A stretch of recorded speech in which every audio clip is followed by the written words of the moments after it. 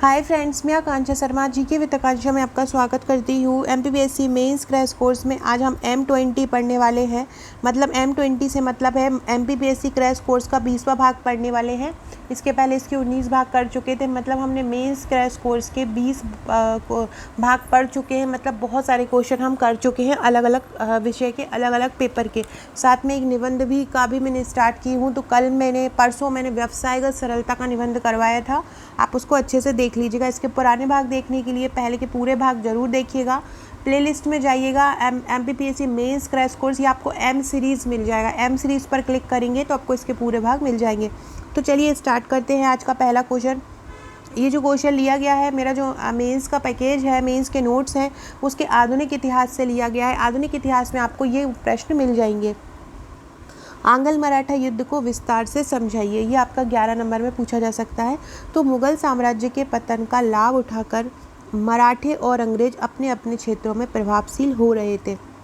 औरंगजेब की मृत्यु के बाद जो भारत की स्थिति है बहुत ही ज़्यादा दुर्बल हो गई थी। छोटे छोटे शासक जो है अपने क्षेत्र पर शासन करने लगे थे, वो भी इतने पावरफुल नहीं थे। इसका लाभ क्या उठा रहे थे? अंग्रेज उठा रहे थे, और जो आसपास के क्षेत्र के जो छोटे छोटे शासक थे वो उठा रहे थे।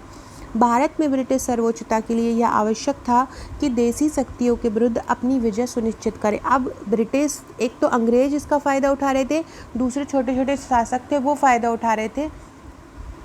तो अंग्रेज़ों को अगर यहाँ पे हमारे भारत में शासन करना था तो उन्हें वो जो छोटे छोटे शासक थे उनको समाप्त करना था। इसलिए उन्होंने युद्ध लड़ा, उनसे लड़ाई लड़ी और खुद का शासन अपना वहाँ पे स्थापित किया। जैसे कि उन्होंने आंग्ल मराठा, आंग्ल मैसूर, आंग्ल सिख युद्ध, ये सभी युद्ध लड़े। प्लासी का युद्ध, बक्सर का युद्ध, ये सभी युद्ध थे जिनमें धीरे धीरे जो अंग्रेज़ थे हमारे देश के, जो छोटे छोटे शासक थे, उनका दमन कर सर्वोच्च सत्ता पर बैठते रहे। तो इसी क्रम में अंग्रेजों ने मराठों के साथ 3 लड़ाइयाँ लड़ी। तो हमने इस प्रकार से इसका इंट्रो लिख दिया। अब हम जो 3 लड़ाइयाँ लड़ी थी उनके बारे में पढ़ेंगे। ये सुनिए, आपको ये प्रथम आंग्ल मराठा युद्ध 3 नंबर और 5वें नंबर में भी पूछ सकते हैं। 11 नंबर में आएगा तो आपको पहला, दूसरा, तीसरा तीनों लिखना पड़ेगा। अगर आपको 5 नंबर या 3 नंबर में आएगा तो आपको इतना सा लिख देना है। तो प्रथम आंग्ल मराठा युद्ध तो हुआ था वो 1775 से 1782 ईस्वी के बीच हुआ था। प्रथम आंग्ल मराठा युद्ध कब हुआ? 1775 से 1782 में हुआ, और ये सूरत की संधि के साथ शुरू हुआ था। किसकी संधि के साथ शुरू हुआ? सूरत की संधि के साथ यह शुरू हुआ था और सालवाई की संधि पर समाप्त हुआ। जब भी कोई युद्ध होता है तो किसी न किसी समझौते के तहत समाप्त होता है। तो ये भी युद्ध जितने भी युद्ध लड़े गए हैं, भले कर्नाटक का युद्ध मैंने पहले करवाया है, या आंग्ल मराठा युद्ध हो या आंग्ल मैसूर, कोई भी युद्ध हो, तो लास्ट में एक संधि हो गई है जिसके तहत वो समाप्त हो गई। ये संधि आपके प्रीलिम्स में पूछी जा सकती है कि पहला आंग्ल मराठा युद्ध किस संधि के तहत खत्म हुआ, या सालवाई की संधि कब हुई थी, या सूरत की संधि कब हुई थी। तो सूरत की संधि 1775 में रघुनाथ राव को बम्बई सरकार द्वारा सैन्य सहायता का वचन दिया गया था। सूरत की संधि में कब हुई थी? 1775 में। दूसरा है द्वितीय आंग्ल मराठा युद्ध। द्वितीय आंग्ल मराठा युद्ध जो था वो 1803 से 1805 के बीच हुआ। कब हुआ? 1803 से हुआ था, और कब तक हुआ था? 1805 तक हुआ था। जो पहला युद्ध हुआ था वो कब से कब तक हुआ था? 1775 से 1782 तक, और दूसरा कब हुआ? 1803 से 1805 तक। इसमें यशवंत राय होलकर ने 1802 में पुणे को घेर लिया था। यशवंत राय होलकर ने क्या किया था? 1802 ईस्वी में पूरे पुणे को घेर लिया था। बाजीराव द्वितीय तथा सिंधिया को इन्होंने पराजित किया। 1802 में बाजीराव द्वितीय अंग्रेजों की शरण में चला गया। तो अंग्रेज अगर हमारे देश पे विराजमान हो पाए हैं तो वो केवल और केवल हमारे शासकों के कारण, क्योंकि उन्होंने कहीं ना कहीं डायरेक्टली उनका सहयोग किया था। तो 1802 में बाजीराव द्वितीय जो है यशवंत राय होलकर ने उनको हरा दिया था। तो यशवंत राय होलकर और बाजीराव द्वितीय और सिंधिया की लड़ाई हुई। इसमें उन्होंने बाजीराव द्वितीय और सिंधिया को पराजित किया। अब बाजीराव द्वितीय क्या किया? 1802 में अंग्रेजों की शरण में पहुंचा। 1802 में बैसीन की संधि हुई थी, जो सहायक संधि के रूप में थी।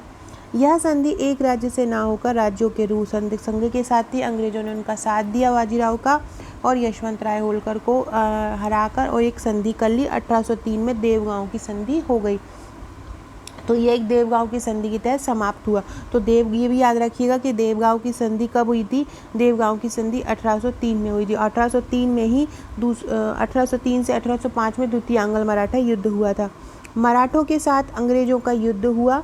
फिर क्या हुआ, मराठों के साथ अंग्रेज का युद्ध हुआ तथा राजघाट की संधि 1805 पर समाप्त हुई। फिर मराठों के साथ अंग्रेजों का युद्ध हुआ और राजपुर घाट की संधि 1805 पे समाप्त हुआ। 1803 से 1805 तक आपके द्वितीय जो आंग्ल मराठा युद्ध चला। 1803 में एक संधि हुई और 1805 में कौन सी संधि हुई, राजपुर घाट की संधि हुई। फिर तीसरा युद्ध है तीसरा आंग्ल मराठा युद्ध। तीसरा आंग्ल मराठा युद्ध किसमें, तो कब हुआ, तो तीसरा आंग्ल मराठा युद्ध जो हुआ था 1817 से 1818 के बीच हुआ था। ये पिंडारियों के विरुद्ध हेस्टिंग्स ने एक अभियान किया था।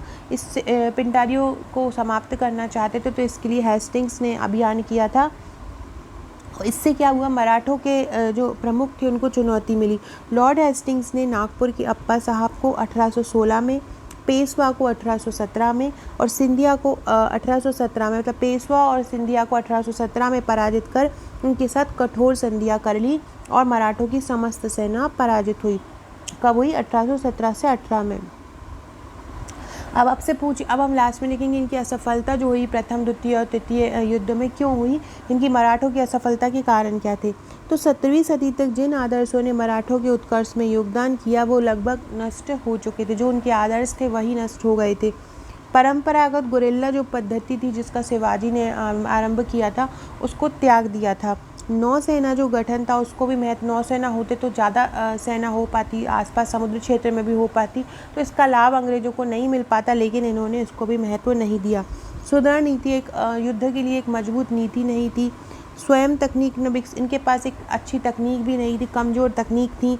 पतन उन्मुख सामाजिक व्यवस्था, और जो सामाजिक व्यवस्था थी, जो समाज का ढांचा था वो भी पतन उन्मुख हो गया था। वस्तुतः मराठा साम्राज्य एक बाढ़ की तरह था जिसका पानी दूर दूर तक फैला लेकिन उसके अवशेष नहीं मिले। ये क्वेश्चन आपको ऐसे आ सकता है कि ये क्वेश्चन में ही आ सकता है कि सिद्ध कीजिए कि मराठा साम्राज्य एक बाढ़ की तरह था जिसका पानी दूर दूर तक था लेकिन उसके अवशेष नहीं मिले। तो आपको ये क्वेश्चन में भी एक पूछ सकते हैं। यूपीएससी जो पैटर्न है वो इसी प्रकार, क्योंकि यूपीएससी को फॉलो कर रहा है कुछ एमपीपीएससी, तो इस प्रकार के क्वेश्चन भी आपको पूछ सकते हैं। अगला क्वेश्चन देखते हैं, सहायक संधि के सिद्धांतों का उल्लेख कीजिए। फ्रेंड्स, अगर आप हमारा एमपीपीएससी का मेंस का पैकेज लेना चाहते तो ले सकते हैं। आपको टोटल 39 बुकलेट मिलेंगी। 39 बुकलेट में आपको 3 मार्कर, 5 मार्कर और 11 मार्कर के क्वेश्चन मिलेंगे। अगर आप पुराने पेपर की भी लेना चाहते हैं तो 8 बुकलेट आपको उसकी मिलेंगी। इस प्रकार से आपको टोटल 47 बुकलेट मिल जाएंगी। मेंस के नोट्स के साथ आपको 25 व्हाट्सएप के ग्रुप भी मिलेंगे जहां आपको उन ग्रुप में जोड़ा जाएगा, उन ग्रुप में आपकी तैयारी कराई जाएगी।